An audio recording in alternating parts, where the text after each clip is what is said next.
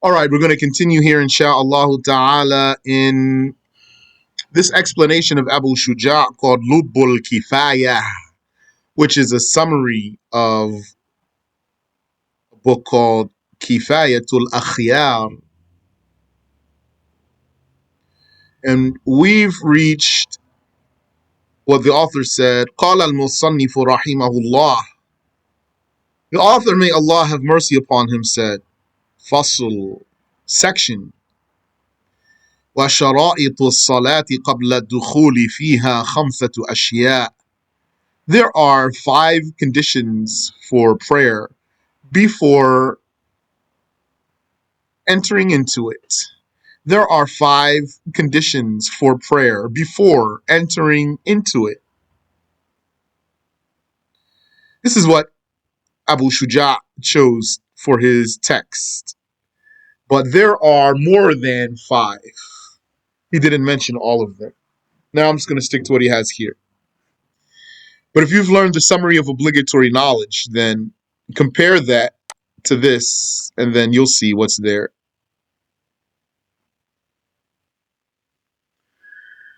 الشرح, the explanation. اعلم أن الشرط في اللغة العلامة. Know that the word shart in the Arabic language it means alama, sign. Shart, we're going to translate that as condition or prerequisite. It means, according to the language, alama, sign. ومنه أشراط الساعة.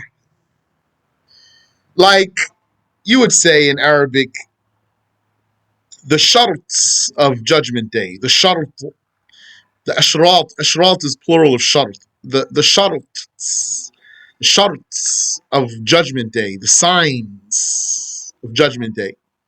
There are big ones and small ones. علامات الساعة. وفي الاصطلاح, however, according to the terminology in fiqh, ما يلزم من عدمه عدم الصحة وليس بركن. It is whatever its non-existence dictates invalidity. It is something that when it is lacking, then invalidity is necessary.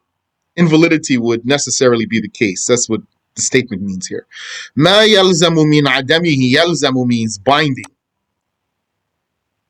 ما يلزم من عدمه, that which, when it's lacking, يلزم منه, what's binding from that, yani what is going to be the case, what's necessary to be the case when this thing called condition is missing, is عدم الصحة, the lack of validity. وليس بركن, but it's not an integral, because also the integral, if it's missing, it's not going to be valid. The condition is something that if it's missing, the deed is not going to be valid, but it's not an integral. You may have learned this definition before with words close to this. Now, to remind you, this explanation we're going over is yani, second step. It's a little bit more advanced. So now you're going to build on what you have with this. You may have taken this definition of condition or what's close to it. But he adds more. وَلَا يَلْزَمُ مِنْ وُجُودِهِ وُجُودٌ وَلَا عَدَمٌ. And the condition is something that if it is present, it's not necessary that some deed would be present, some other deed would be present. Or not present. What does that part mean? Let's ask.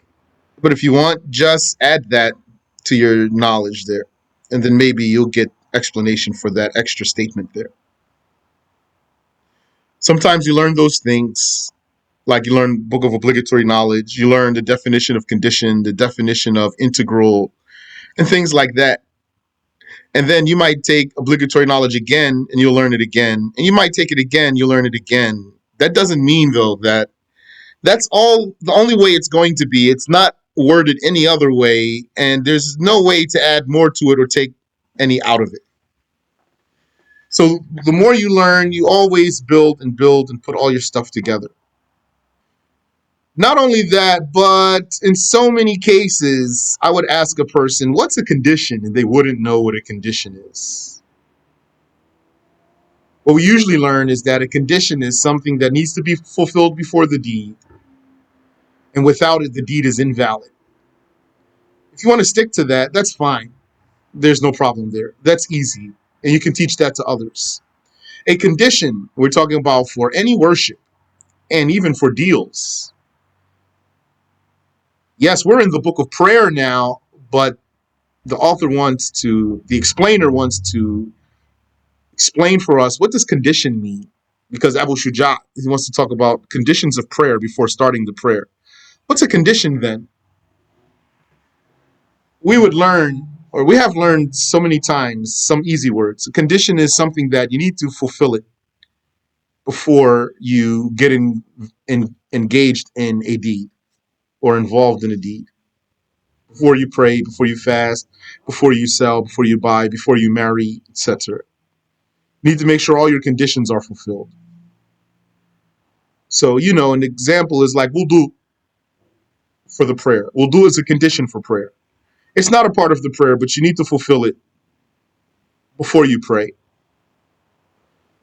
And you can add to that a condition needs to last throughout your deed. And a condition is not an integral, because an integral is part of the deed. A condition is not a part of the deed. Conditions and integrals have something in common, which is without them, the deed is invalid, whether it's a worship or it's a deal. The difference between them is that a condition needs to be fulfilled before you do the deed, which means it's not even part of the deed. It's an independent deed, that condition, or an independent thing, an independent matter, independent from the deed that needs it. And then it needs to last throughout that deed. So you can't break wudu in the middle of your prayer. It needs to last throughout the prayer. You need to fulfill it before you pray, and it needs to last throughout your prayer. Here, what did we learn is a condition. ما يلزم من عدمه عدم الصحة. That which, when it is lacking or missing, it's necessary that the deed that requires it is invalid. وَلَيْسَ بِرُكٍ, and it's not an integral. So that's same thing, reworded a little bit. وَلَا يَلْزَمُ مِنْ وُجُودِهِ وُجُود. And if it is valid, if it is present, that condition, if it is existing, that condition, that doesn't mean that the other deed that needs it is existing, or that it's not existing. That prerequisite is something independent. وَهَذَا هُوَ الْمُرَادُ هُنَا. So that's what's meant here. So we're going to talk about numerous conditions or prerequisites for the prayer. Then the explainer says what I just told you.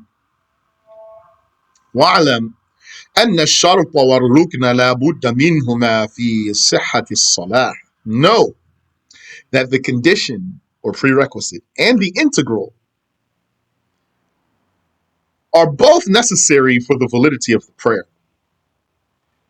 ولكن يفترقان بأن الشرط ما كان خارجا عن ماهية الصلاة. The difference between them is that the prerequisite is something outside of the prayer itself. The prerequisite is something outside of that type of thing, which is the prayer, the salah. So wudu, that's something that is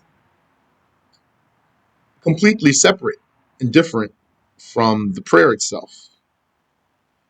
So as you're going to see, then facing the Qibla, that's outside of the prayer. That's something different from the prayer. It's a prerequisite for the prayer. We're going to come to it, inshallah. وَالرُّكْنُ مَا كَانَ دَاخِلَهَا, and an integral is that which is included amongst the actual elements of the prayer, the actual pieces of the prayer. قال المصنف رحمه الله, said the author, may Allah have mercy upon him, طهارة الأعضاء من الحدث والنجس, purity or purification of the organs, of the limbs, from religious impurity, hadath, and physical filth. Purity of the organs from religious impurity, hadath, and physical filth, najis. الشرح, the explanation. يشترط لصحة الصلاة الطهارة عن الحدث. Purification from religious impurity is a condition for the validity of prayer. سواء في ذلك الأصغر والأكبر, whether that's the small impurity, the minor religious impurity, the one that requires wudu, or the major ritual impurity, the one that requires ghusl. عند القدرة, whenever one's able to, then that's a condition for the validity of your prayer. لأن فاقد الطهورين يجب أن يصلي على حسب حاله, because if someone were lacking water and soil, the two purifiers, if someone were lacking both purifiers, water and soil, then it would be obligatory on this one to pray as he is. وَتَجِبُ الْإِعَادَةِ, and then it would be obligatory to remake that prayer. So what did we just say here? We just said purification from both states of religious impurity is a condition for the validity of prayer.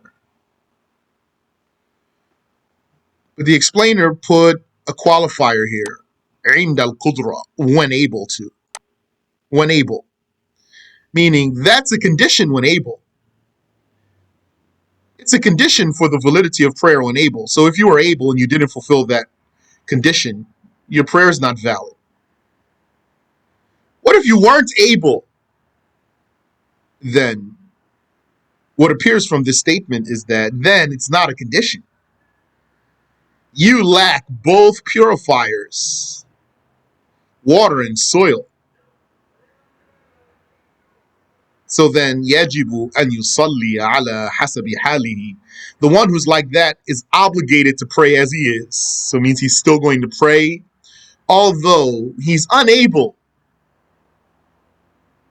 to perform the purification because he lacks both purifiers. But tajibu li'ada, but it's obligatory on him to repeat this prayer. So then here's the question. So was the prayer valid or not? Was the prayer valid or not? Talking about the one who lacked both purifiers. He doesn't have water, he doesn't have soil. And he's obligated to pray. And then he's going to be obligated to make it up when he gets a purifier. So if he's obligated to make it up, then was it even valid? Here the scholars differed about how they talk about that. Some of them would say it is valid, and then he has to make it up anyway, and then that's going to be valid too. Some of them said, well, if he had to make it up, then it wasn't valid. So according to them, it's not going to be valid until he makes it up, but he still has to do it on time. When you ask me, what does Shafi'i say? I think you're asking me about, is it valid or is not valid? He has to pray it now and still make it up. Is it valid or is not valid? What did Shafi'i say? I don't know if Shafi'i addressed that. No, don't say it might be valid until he gets the water or soil and then make it up. Say it the way I just told you now. What I just told you is correct. There's two sayings here. First of all, understand here that they agree about what you have to do. What is it that you have to do here? When you lack both purifiers, then whatever way you want to say it, You have to pray on time, according to the Shafi'i school, and still make that prayer up later when you get a purifier. So that's clear. They didn't differ about that, but they differed about how to talk about that only. So you can say it like I'm telling you now, which is that some of them said, what the question is it valid? He's praying now and he has to make it up. Then is it valid? So they have two answers for that. You can take all of what I'm saying to you now. Some of them said, yeah, it's valid. But he's going to have to make it up. That's going to be valid too. It's going to be valid when he prays on time. And then they're saying because he fulfilled his obligation, so he did what he had to do. So that's valid. And then he's going to have to make it up later since he missed the purifiers. And then when he does that, that's valid. So that's one way to talk about that. And others, they said, well, if he has to make it up, it's not valid. So when he makes it up, then it's valid. But he does have to pray it on time and then still make it up later. So that's clear. Now, since we're here talking about praying on time and making it up anyway, then before we go further, before I keep reading, now you know, or you have been reminded that that's a thing. That's a scenario you might find yourself in here or in for some other reason. What scenario? The scenario of having to pray on time and then make up the prayer later. There are several cases in which you would have to pray now on time and then still make up the prayer later. So just keep that for yourself, because then when you hear those cases here and there, as you learn, you're going to say, okay, that's one of those. But I'll just tell you one thing before I move on about that, which is anytime someone has to pray now on time but still make the prayer up later, it's not valid to take that person as an imam. It's not valid to pray behind someone who's going to have to make up his prayer later. So know that. والدليل على اشتراط الطهارة الكتاب والسنة وإجماع الأمة. The evidence that purification is a condition for prayer is the book, the prophetic way, and the consensus of the nation. قال الله تعالى, said God Almighty, وَإِذَا قُمْتُمْ إِلَى الصَّلَاةِ فَاغْسِلُوا وُجُوهَكُمْ. In the 6th ayah of Surah Al-Ma'idah, when you stand to pray, if you want to pray, then wash your faces, etc. until the end of the ayah. Perform wudu. So that's evidence from the book that purification is required for prayer. That's the ayah of wudu. Wudu is more specific than purification because wudu is a particular purification. We want to prove now that purification, that's a general word there. That includes wudu, ghusl, istinja, removal of filth. The word purification is broad. What we want to prove now is that purification is a condition for prayer. There's proof for that from the book and the sunnah and the consensus of the nation. I just gave you an ayah of wudu. That's a proof that purification is a condition for prayer.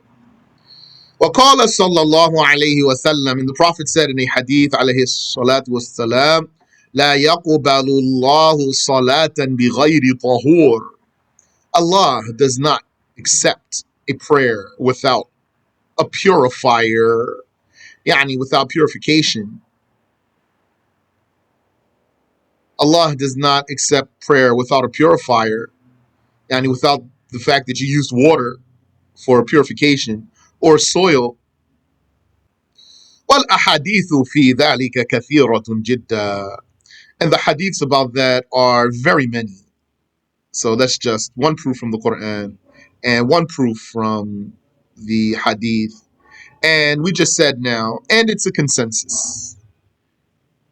So the consensus is logged here in this book that we're reading, and in all the books, it's known that's consensus. فلو صلى بغير طهارة وكان محدثا عند إحرامه لم تنعقد صلاته. So had someone prayed without purification, and this person needed wudu when he said Allahu Akbar to commence the prayer. Then his prayer will not even initiate. It won't even start. You might say, someone might say, Lam tanaqid salatuhu, his prayer is not valid. That's true, but it's closer to say his prayer is not initiated. It doesn't even start. Turning the keys for your car, it's not starting. Amidan kana o nasiya, whether he did that on purpose or he forgot, doesn't matter. If you needed wudu, when you said Allahu Akbar to start your prayer is not even started. And if you did that on purpose, then that's a major sin, except according to the Hanafis, that's kufr. According to the Hanafis, if you prayed without wudu on purpose, that's kufr. And according to others, that's a major sin. الشرط الثاني الطهارة عن النجاسة عن النجاسة في البدن والثوب والمكان. The second condition, let's say this way. The second aspect of purification here, that's a condition for prayer, is الطهارة عن النجاسة, purification from physical filth. في البدن والثوب والمكان, whether on the body or on the clothing or on the place that one is contacting while praying. فَاعْلَمْ أَنَّ النَّجَاسَةَ قِسْمَانِ. So know that there's two categories of najasa. نجاسة واقعة في مظنة العفو. There's a filth, physical filth, that falls in the realm of what's thought to be overlooked. I'm trying to translate literally here. I could just say najasa that's overlooked. But واقعة في مظنة العفو. Najasa, physical filth that falls in, that is presumed to be or thought to be pardoned, overlooked. وَنَجَاسَةٌ لَا يُعْفَى عَنْهَا. And then there's also a filth that's not excused. The reason why I'm going through this effort to try to translate it like that, I could say it in easier words, but because this book, since it's next level, then I want to try to find some benefits, any benefits that are in there for us, because it's next step here, so I don't want to skip those things. So I could say it easier, but we already did the easy stuff, in other words, so we're going to keep going. فالنجاسة غير المعفو عنها يجب اجتنابها في الثوب والبدن والمكان. So any physical filth that's not pardoned, then it's obligatory to avoid it on the clothing, meaning whatever moves with your body.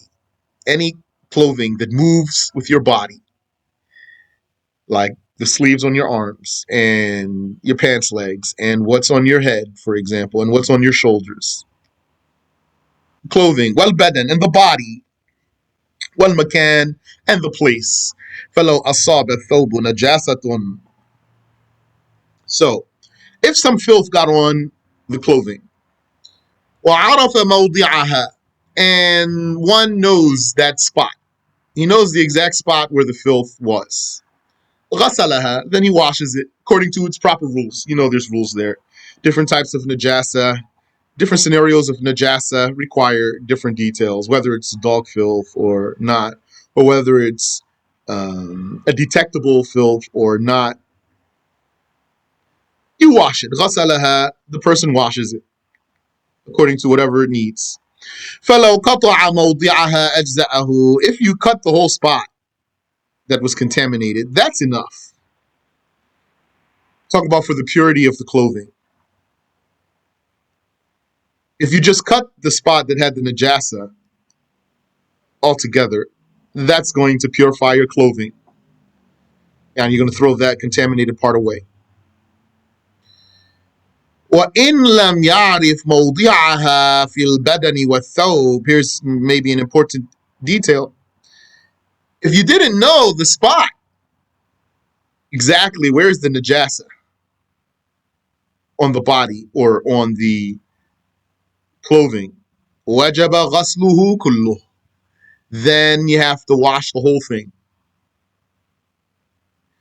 وَلَا يُجْزِيهِ الْاجْتِهَادِ. And making an ijtihad to try to determine which spot where's the najasa, which spot is the spot of the najasa. Ijtihad here is not sufficient. It's going to wash the whole thing. So let's say, for example, you have kufi, the headgear, or khimar, a woman's headgear. It had a spot of najasa on it. Some urine dropped on it somehow, for example, or some pus, for example. So you know there's filth there now. So what are we saying? If you know the spot, you wash it off. Or you could even cut that spot, and that's fine. But if you don't know the spot, you know it's there, but you don't know where's the spot exactly, then you have to wash the whole thing. It's not enough for you to make ijtihad. And what are we talking about here? We're talking about for the validity of prayer. Our broad discussion here is conditions of prayer. وَلَوْ صَلَّى عَلَى بِسَاطٍ تَحْتَهُ نَجَاسَةٌ.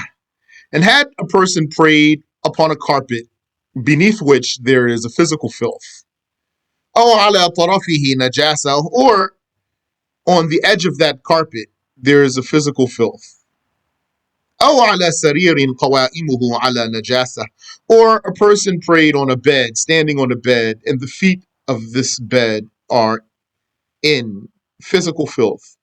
لم يضر. This doesn't harm, yani this will not invalidate your prayer. You put your carpet on top of the najasa and prayed on your carpet. That's valid.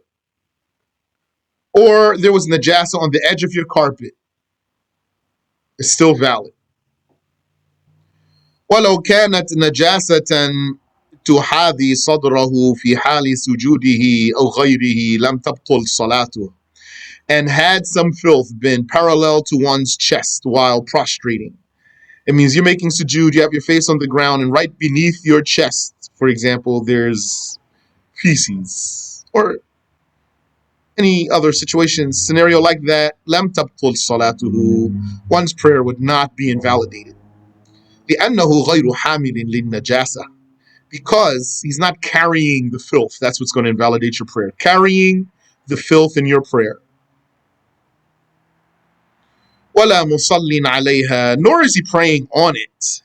He's not contacting it and he's not carrying it. So then his prayer is still valid.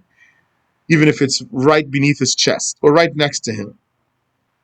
So right there, if you understood what we said, that makes you understand that if a person were to pray in a bathroom without standing on any najasa or carrying any najasa or prostrating on any najasa, this is a valid prayer. I'm not talking about whether it's disliked or not, but it's a valid prayer. Wa alaikum assalam wa rahmatullah. You said what I'm confused right now is that you said that if one put his rug on top of the najasa, the prayer is still valid. Correct. Okay. Then you said that one is not safe in the bathroom, as long as he's not carrying the najasa or standing on top of it. Correct, meaning standing on top of it without a barrier. Okay, better. Yeah, like if the najasa is under his carpet, so he's standing on top of his carpet, not directly on top of the najasa, then that's valid. Even if it were a sheet, for example, a bed sheet, so that's valid. You're welcome. القسم الثاني من النجاسة, the second type of filth, الواقعة في مظنة العفو. It's that type that falls in the realm of what is thought to be, or يعني, what is thought to be excused. وهي أنواع, those are different types. منها الأثر الباقي على محل الاستنجاء بعد الاستنجاء بالحجر, such as when you make istinja with a stone, or when you make istinja by wiping and you don't use water, and then that leaves a trace of filth on you because you didn't use water. وهو ما لا يزول إلا بالماء أو صغار الخزف. So you left a trace that wouldn't be removed unless you used water or small pieces of clay. Then يعفى عنه. This is overlooked. You can pray like that. You can pray with the existence of this filth on you. We're saying basically you performed correct istinja by wiping. Valid istinja. ومنها طين الشوارع المتيقن النجاسة. Another example of pardoned filth, excused or overlooked filth, is the clay of the street that certainly has filth. The clay of the street that assuredly has filth in it. Like a dirt road, for example.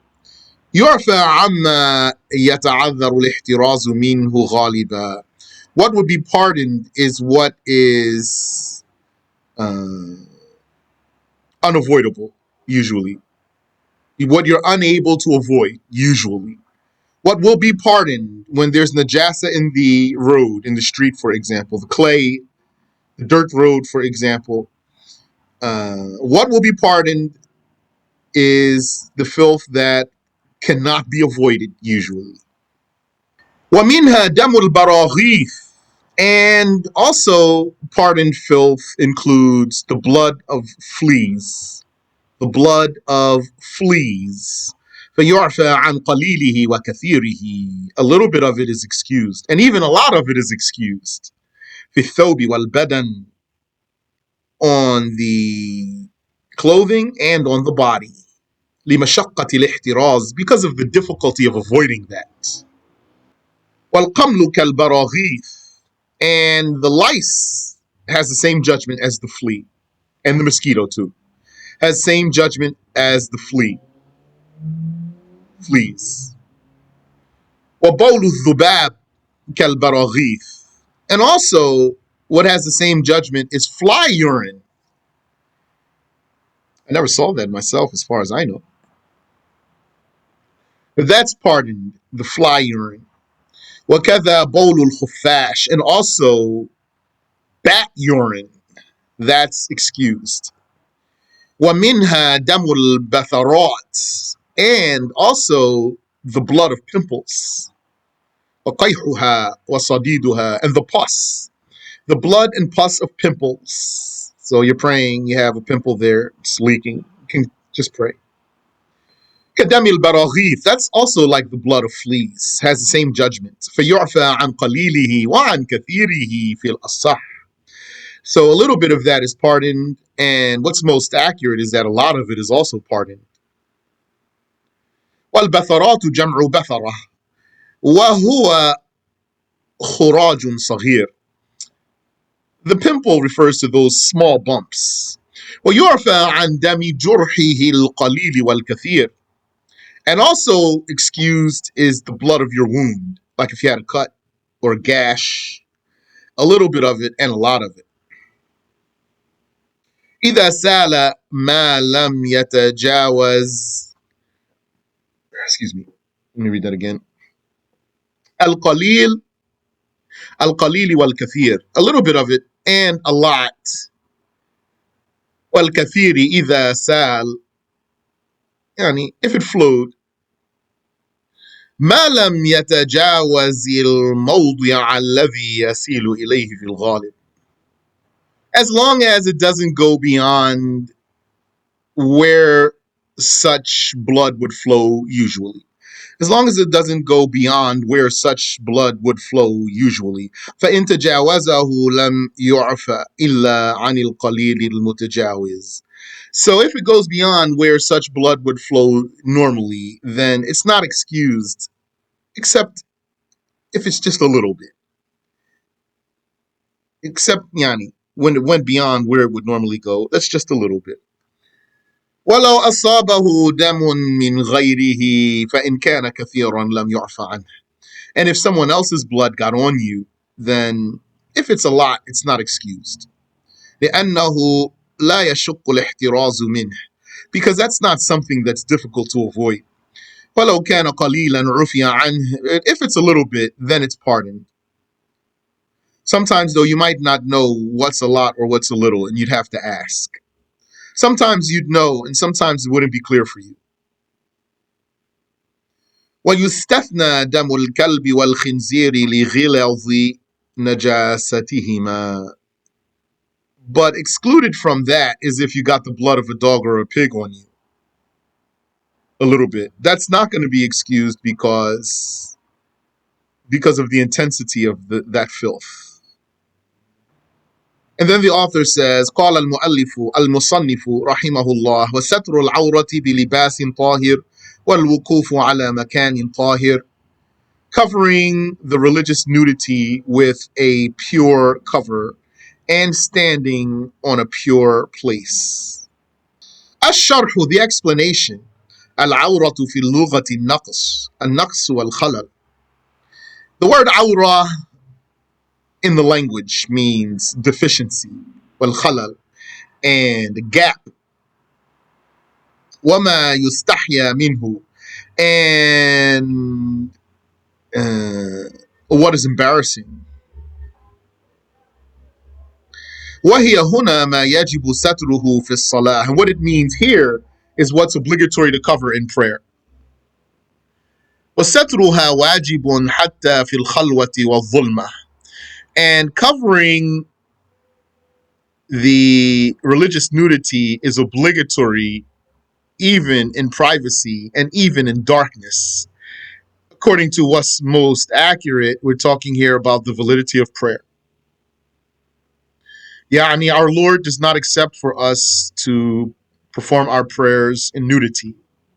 فإن عجز عن سترها صلى عاريا. If one were unable to cover his religious nudity, then he would pray nude. ولا يومئ بالركوع والسجود. And this one who has to pray nude, he does not do a mere signal for bowing and prostrating. بل يتمهما. Rather, he makes complete bowing and complete prostration. And imagine a person who, for some reason, had to pray in complete stark nakedness. So what's he going to do?